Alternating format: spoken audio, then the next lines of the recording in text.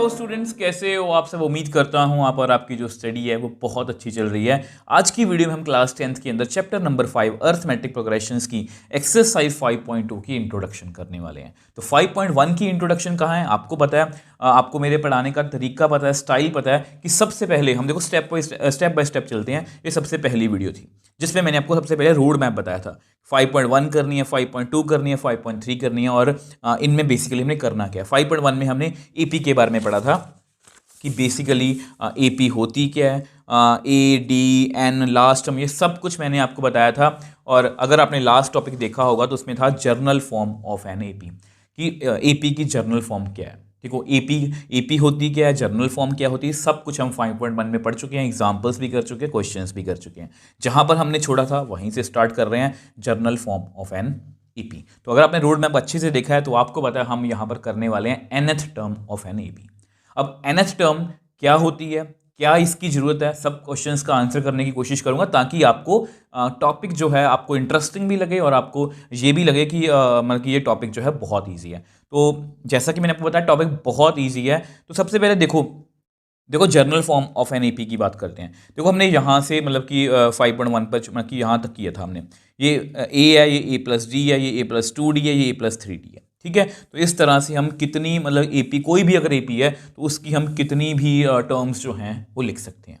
ठीक है, अब इसको थोड़े से दूसरे तरीके से पढ़ने की कोशिश करते हैं। ठीक है, तो इससे पहले मैं आपको चलो पहले मैं बताने की कोशिश करता हूँ। देखो ये क्या मैं इसको फर्स्ट टर्म बोल सकता हूँ?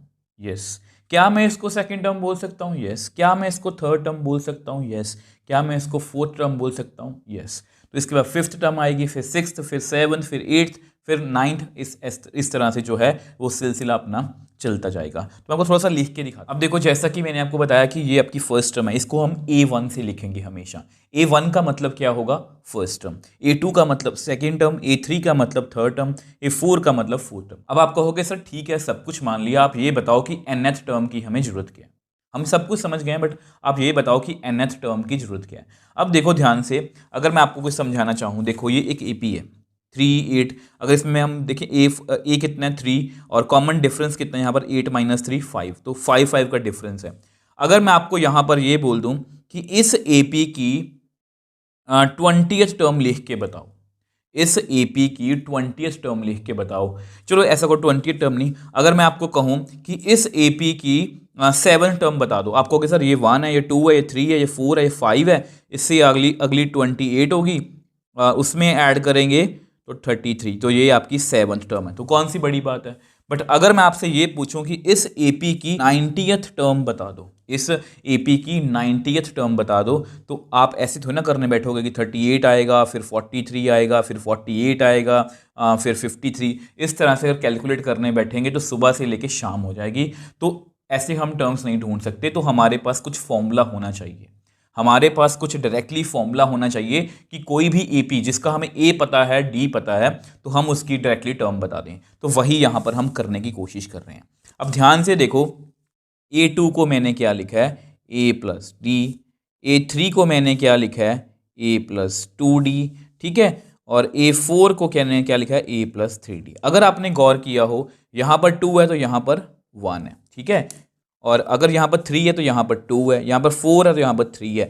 मतलब बेसिकली देखा जाए तो इसको मैं इस तरह से लिख सकता हूँ 3 - 1D, इसको मैं लिख सकता हूँ 4 - 1D, इसको मैं लिख सकता हूँ 2 - 1D। तो ये एक पैटर्न है।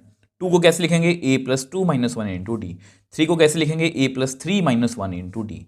और 4 को कैसे लिखेंगे? A+4 - 1 into D. Fourth term A+3D आपके सामने ही है, इसको ऐसे लिख सकते हैं। तो सेम वे से हम यहाँ पर जर्नल टर्म भी जो है, मतलब nth टर्म भी जो है वो लिख सकते हैं। आपको लिख के दिखा। अब देखो यहाँ मैंने वही लिखा है कि nth टर्म ऑफ एपी को कैसे लिखेंगे। देखो ध्यान से, A3 को कैसे लिखा है? A+3 - 1 into D. 4 को 4 - 1 इंटू डी, और n को n - 1 इंटू डी।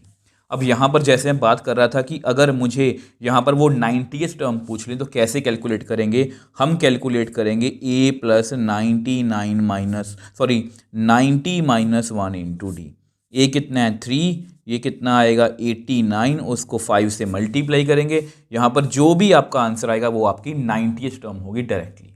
मतलब हमें इस तरह से कैलकुलेट करने की जरूरत नहीं है कि इसके बाद 38 आएगा फिर 43, इस तरह से नहीं, हम कोई भी टर्म एपी की डायरेक्टली बता सकते हैं। तो ये आपका जर्नल मतलब sorry NS term of an AP, और इससे आपके काफ़ी क्वेश्चन सॉल्व होंगे। पूरी एक्सरसाइज 5.2 जो है वो इसी के ऊपर बेस्ड है।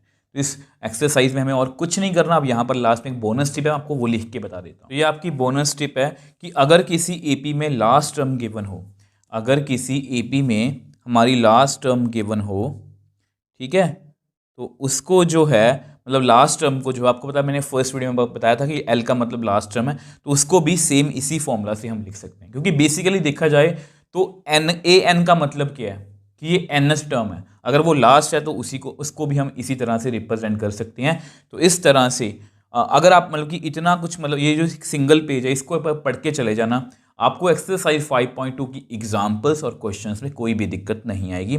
नेक्स्ट वीडियो में हम इसकी एग्जाम्पल्स को डिस्कस करेंगे। अगर आपको आज की वीडियो में कोई भी डाउट है, मुझे नीचे कमेंट बॉक्स में लिख सकते हो, मुझे इंस्टाग्राम में मैसेज भेज सकते हो, मैं हमेशा आपका रिप्लाई करता हूँ। अगर आपको वीडियो थोड़ी सी भी हेल्पफुल लगी तो वीडियो को लाइक कीजिए, शेयर कीजिए और इस चैनल को सपोर्ट कीजिए।